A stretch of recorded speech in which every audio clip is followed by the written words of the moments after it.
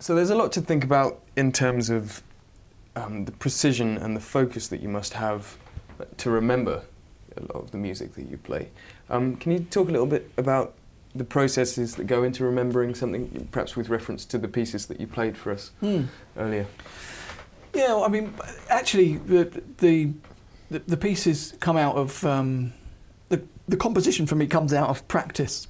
So you kind of practice certain things, and certain things feel feel nice to play, and it's kind of, you spend a lot of time on all those different elements, like the Kanjira piece, for example.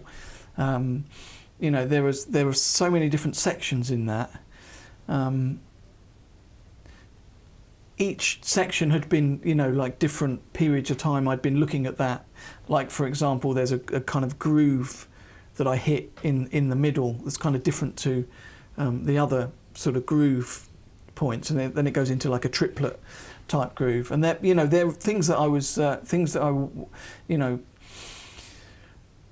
was really focused on for a period of time, like that groove, just working on that and variations, around it, and then kind of seeing how you can string all these things together and make it. It's over a period of time, you just kind of get to know the roadmap. Like when I'd first written the piece, I couldn't play it at all, absolutely nowhere near. I could play maybe each little section, but the problem with that is that the rhythms are so different as you go from A to B to C is to be able to think of rhythm B whilst you're playing rhythm A.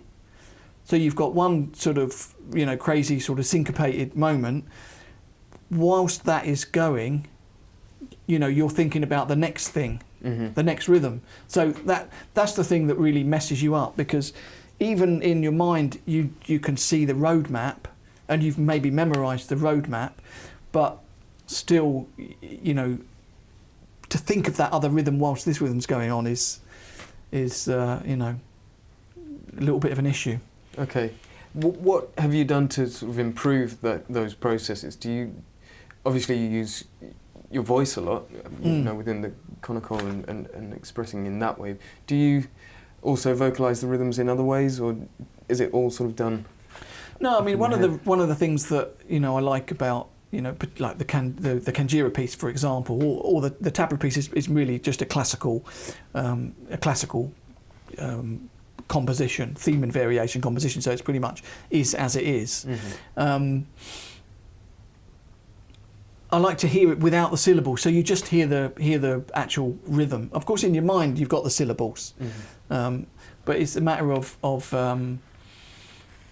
just hearing the rhythm, the groove of it, and then you've kind of strengthened up, both. You've got the syllables, but then you've just got the groove and the rhythm, and there comes a point where you start to get to know something like that really well, but then you have to get to the point where you know it so well, but as silly as it may sound, you can play it without thinking about it.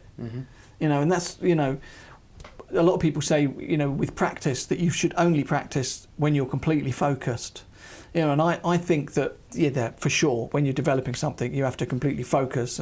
But I think there's a massive amount of scope for, motor movement practice, which you can do, without focusing. You're just building up. It's almost like doing press-ups or something like that. So for me, a lot of really important practice is repetition. So you're just playing something over and over and over and over.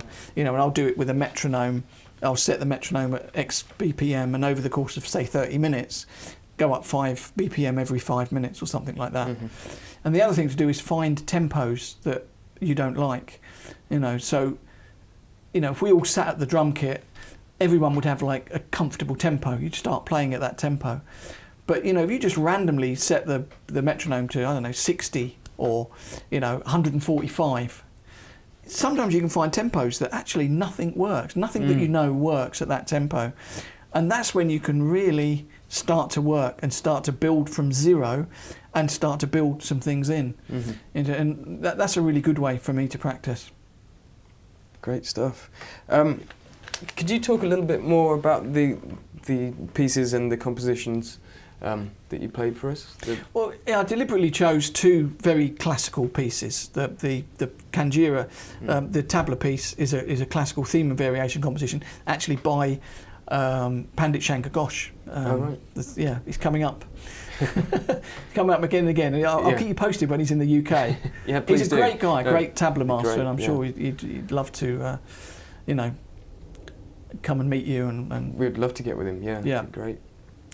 And so that's like a classical composition. Now each of those type of theme and variation compositions, they have a theme. So the theme of this one is da tu na kita taka taka tada kita dinna da da tu na na dinna kita taka taka tada kita da da ti da tu na. That's the theme. So they'll play it single speed, 1.5 times the speed, and then double speed. There's lots of different variations, but only using those syllables, so it moves through different, different variations and different ways of using the syllables, and then kind of ending with a big, kind of chakradar it's called, which is big finishing composition 3 times. Now the Kanjira piece was very specifically a traditional Carnatic piece. As I say, it was in 13 or 6.5, and one of the reasons that I wanted to do that was that with a lot of the Carnatic pieces, actually the bell pattern that you heard in the background actually kind of becomes its own voice, because it becomes like contrary to where the actual groove is, the rhythms are happening. It sounds completely off and different. Mm-hmm. And also because it's in 13 and it's 13/8, so it goes off every other time as well. Kind of makes it a kind of interesting piece. And then the way that all the calculations and the rhythm flow weave through the 13 count. Mm. And then the final piece, the Darabuka and djembe piece with the vocal percussion, the conical, is kind of a way of look, actually this is an alternative kind of approach. It's, 3 different cultures. You kind of got African djembe, Arabic, dumbek, Darabuka, mm-hmm. and of course the Indian conical. Mm. And what's great for me is that, alongside, what I do as a percussionist, using lots of different drums and, different, influences, is to have like a company like Remo, alongside that are developing all these different drums from different cultures, mm-hmm. And really doing it with great skin technology, and it's really cool to be working in partnership with them. Yeah. Well, I mean, looking around your beautiful home, we can see instruments from all around the world, and obviously modern-made instruments, but slightly older ones too. But you're telling us that you make your own instruments from various bits and bobs. Can you tell us a bit about your homemade? Yeah, well, things? Particularly shakers and stuff like that. You know, you can make a lot of really interesting things just by tying, lots of bottle tops together, or kind of really interesting sounds. And when you go to, you go out to Africa, or I was in Turkey a couple of weeks ago, and I saw in the shop they've got loads of different little shakers of things just tied together, really like seeds and different things. There's really evocative and interesting sounds, for sound effects, for playing time. It's really so I like to actually kind of make sounds. Like I had a ride cymbal, Zildjian ride cymbal that had got a crack in it, and so I just cut it up into 100 little pieces and put it all together as a little shaker. Oh, right. Yeah, so it's cool, like different. It's like a very, very loud shaker, as you can imagine.